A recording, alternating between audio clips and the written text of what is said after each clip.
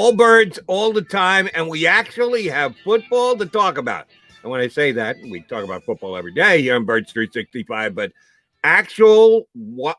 the ability to watch and evaluate players on a field who will be playing for the Philadelphia Eagles this year. Jonah McDonald, along with Jeff Kerr today, he's filling in for John McMullen because J-Mac's got to get down to Eagle practice day 2. He's going to join us first, coming up in about 20 minutes from now, but he will then get down to practice day 2 for the Birds. Day 1 is in the books. Jeff Kerr, were you overwhelmed? Were you knocked over with excitement that the Philadelphia 2021 season is underway? I was fired up, and just covering the NFL, it was a very interesting day around the league, and Philadelphia had an interesting day in and of itself. I did not expect Howie Roseman to be pretty much speaking with Nick Sirianni on day 1. I thought that was kind of a surprise and a well-deserved treat for us. Yes, both Nick Sirianni and Howie Roseman made available to the media, said some very interesting things. We'll certainly analyze that for you, but they also had practice. They actually got out there on the field and ran some plays and were able to judge some of the Eagle fans. Bunch of players missing, some injuries early on, a couple of COVID guys, and I know this had to pain Nick Sirianni. He had to actually tip his hand as to individuals that he saw as potential starters for the Philadelphia Eagles. Because even in yesterday's media session, Jeff, he still doesn't want to name his starting quarterback. He refuses to name his starting quarterback. He pretty much tipped his hand, and we've been saying this all off season. It's going to be Jalen Hurts, but I'm not sure that Nick Sirianni isn't going a little overboard with this whole competition thing. Yeah, we want him to take the reins, and then when you get asked, is Joe Flacco going to be getting reps with the ones? Nick Sirianni didn't say it, but he said it. Not really. So it's Jalen Hurts' job, and we all know that. And, I guess wanting him to take the reins, at least from my vantage point, we want to make sure we don't have to trade for somebody. And Jalen Hurts can prove that over these next couple weeks. And if they trade for somebody, I don't think it's going to be immediate. They did ask Jalen Hurts when he spoke to the media about the chatter about Deshaun Watson. He said, "What chatter?" No, don't kid yourself. Jalen knows exactly what chatter we're referring to, but he's not going to let that affect that he is a very focused individual, which is a good thing. I don't know if he had the greatest first day of practice, but that's okay. It's just the first day of practice.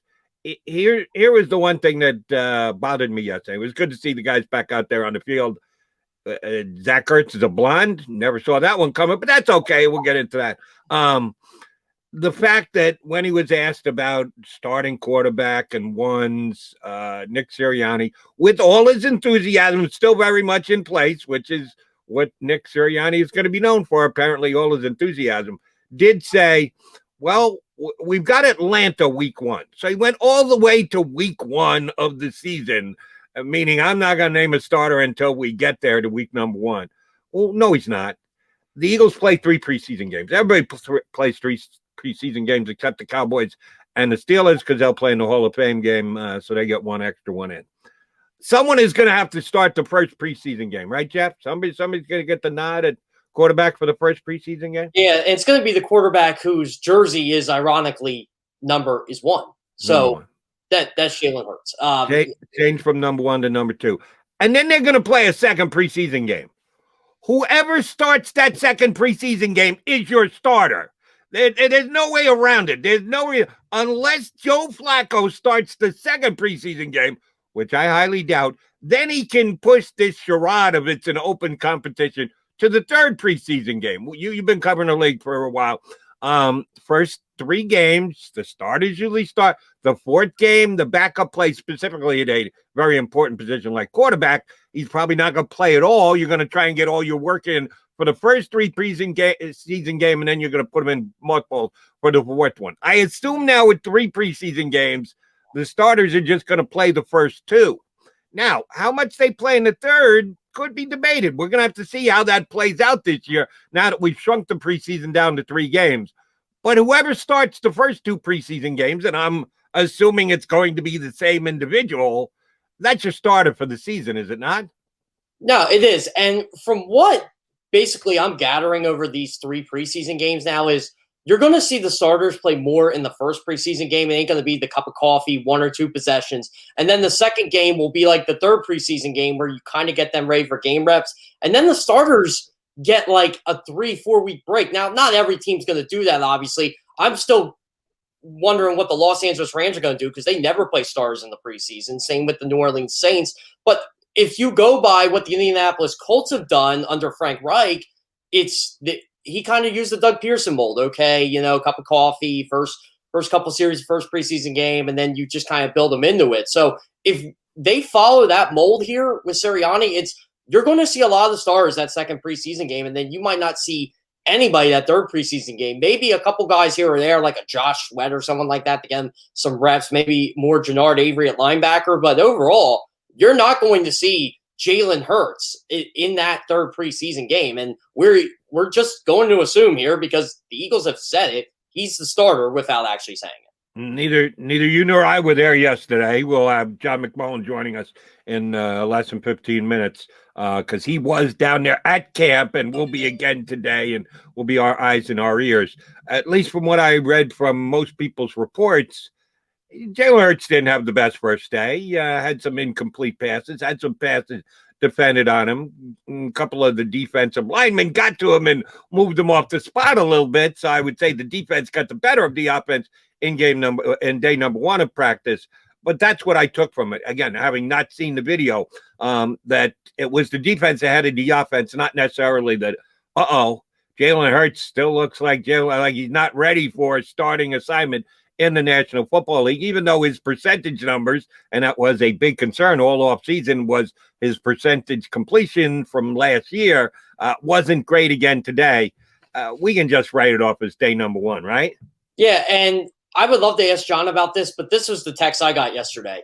Up and down, but it's day 1. So that's how I'm kind of viewing it. It's, okay, this is your first day as the de facto starting quarterback. You're trying to take command of the offense, and they did a lot of red zone yesterday, from what I was told. So pretty much what's going to happen is they're installing some stuff. They're still learning an offense. I think he had a nice throw in the back corner of the end zone. John can clarify that for us, that was a touchdown. But he also got picked off yesterday too, the play before that. So he's learning stuff. And yeah, from what I was told, Devonta Smith thought, and actually he said this yesterday, he didn't think he had the best day, Devonta Smith, and he was learning from Darius, which I love that. I love a player who wants to be great and talks about great players. And Devonta Smith, from when I talked to him before the draft, he said, I'm placing high expectations upon myself. I feel like I can be this elite player. And I love that he's talking to a Darius Slay, a Steven Nelson, guys who have been around the league before and have a lot of success, and figure out, hey, what do I got to do to beat you so I can beat NFL corners on Sunday?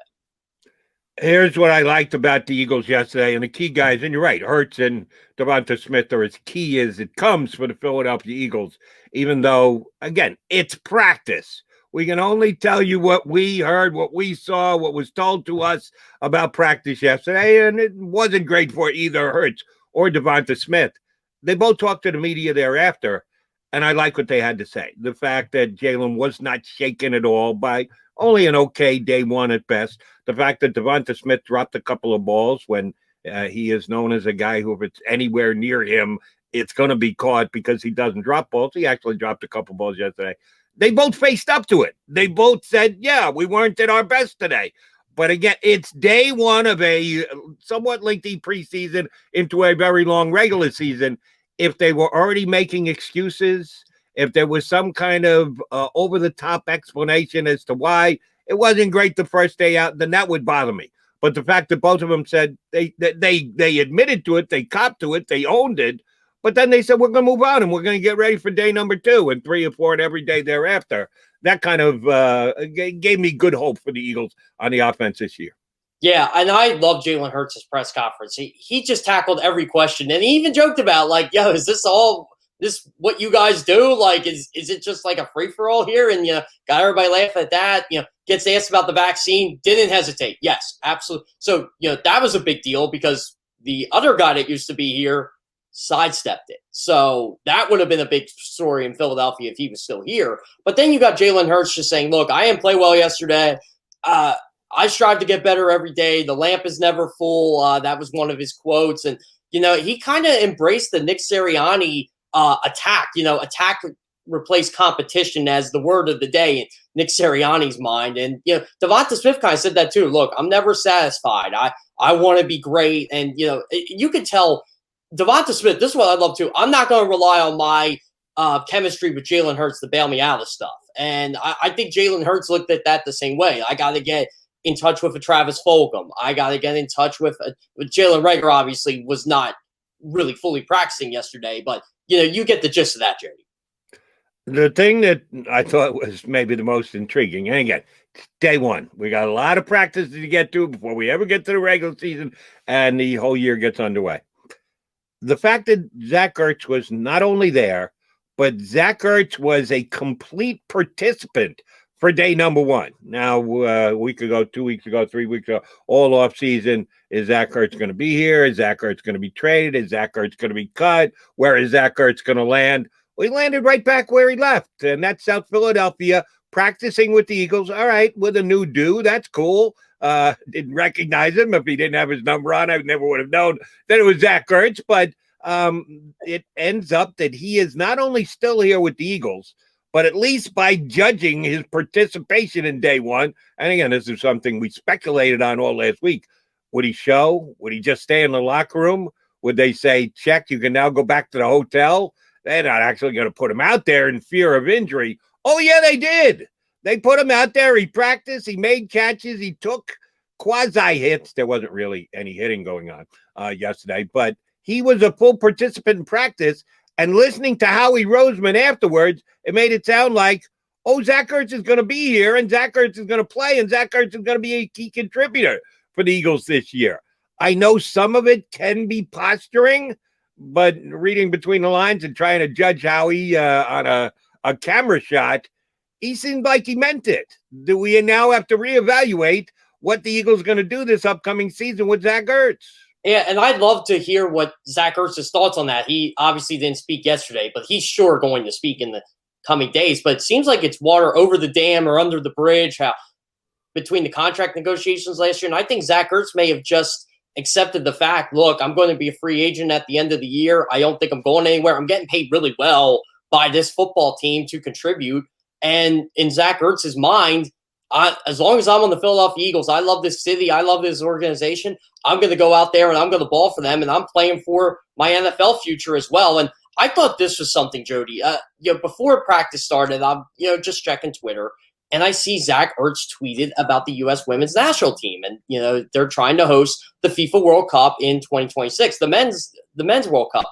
And they had a thing with Julie Ertz and a couple, I think it was Mayor Kenny and a couple things. And Zach Ertz had a comment or two on Twitter. And I'm like, okay, he doesn't have to do this. Like, he can just say, forget Philadelphia. Like, I'm done with this. But no, that was a telling sign to me that, okay, Zach Ertz still cares about this city. He's always going to bleed green, even if he's not here. But to me, before Howie Roseman even spoke, I thought that was a telling sign that, hey, you know what? Zach Ertz may be on this team the entire season. Or it could be that his wife likes Philadelphia and he's just taking his wife's lead. I don't know about you, but I say stuff my wife tells me to say all the time. So he may have just been doing it because, yes, his wife would like to see future games held here. We shall see. No, I got much more from what he did on the field. The fact that he seemed like he was ready to participate, ready to practice, and ready to get ready for the season that he is. And if he can do this, more power to Zach Ertz. He can put all the other you-know-what out of his mind, that there has been so many conversations and disappointment and no contract extension and speculation by media wonks like you and me. He could absolutely just draw a curtain close and prep for the upcoming season. That's why Zach Ertz has been as good a player as he has for the years he's been in the league. And Howie even said it yesterday. He was embarrassed by last season. We all were embarrassed by last season. And he's got something to prove, and not just to himself, but to the Eagles. I think last year was just so much to deal with between the COVID situation and all the protocols. And then you want to talk contract, and the Eagles basically say, thanks, but no thanks. And, Steve Carrick, his agent, is one of the best in the business, especially when it comes to tight ends. He wanted to make sure his client was taken care of. And Jody, it sucks when you want to play somewhere your entire career, or you want to be with an organization your whole life, even after you're done football, and they pretty much just say, no. I would be upset too. And then you start to wonder, okay, like what's going to happen to me, and what's going to happen to everything going on. And then your quarterback's struggling, and then you got to deal with that because you're close with him. And just everything just snowballed for him last year. And I just think, I don't want to say he checked out, because that's not Zach Ertz's mentality, but I think it was more of, man, the fire just couldn't get put out. And the only way he could get out of it was that week 17 game, and the season was over. I've been saying this all off season. I think Zach Ertz has got stuff left in the tank. He had a less than Zach Ertz type season last year.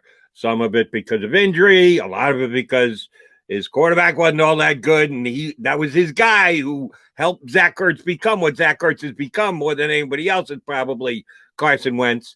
There were a bunch of contributing factors as why Zach Ertz had an off year. I wasn't putting on it all on, he's getting old, and he's now heading back down the hill, and he's not the player that he once was, or he can't compete on a high level anymore. I just didn't believe that. I never believed that. I didn't think the Eagles believed it, but I didn't know if it was that or they wanted to keep his value high around the league, because Howie Roseman had an expectation of what he could get in a trade for Zach Ertz. Apparently, that never came up this offseason. I think that's one of the reasons why he's still here. But I think the Eagles held him in pretty high esteem. I don't think Howie was lying to us yesterday, that they still think Zach Ertz can play at a high level, make plays, score touchdowns. And yeah, I don't know that they pulled Zach off the trade block, but I don't think they're as motivated.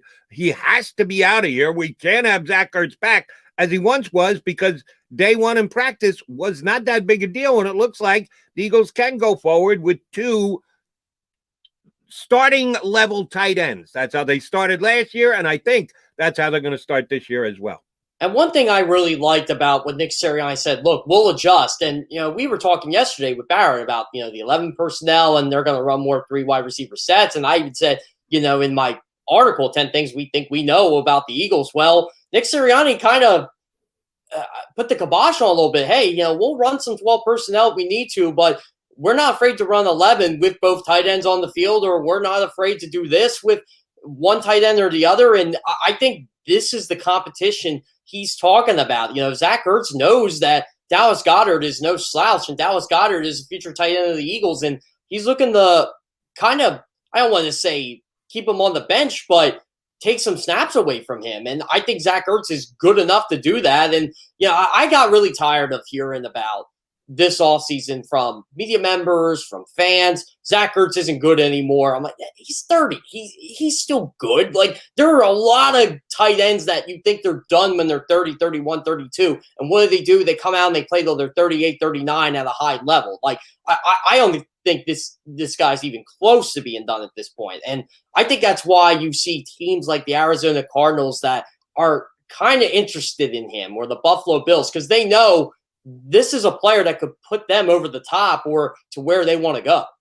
Well, then the Arizona Cardinals and the Buffalo Bills might very well have already missed out, because if they were trying to get him for 40 cents on the dollar, Howie Roseman wasn't selling, they didn't end up buying. And I think Zach Ertz is going to have a good year, be it here in Philadelphia or somewhere else. But if it is somewhere else, I tip my hat to Howie that he held firm on what he thought he should get in exchange for Zach Ertz. And it hasn't happened, and it might not happen. All right, he's Jeff Kerr. I'm Jody McDonald. We your Birds 365 guys. This is going to be different coming up next. John McDonald going to join as a guest here on Birds. Show on the JAKIB Media channel. Listen to the podcast on your way home. Available on YouTube, Apple, and Spotify.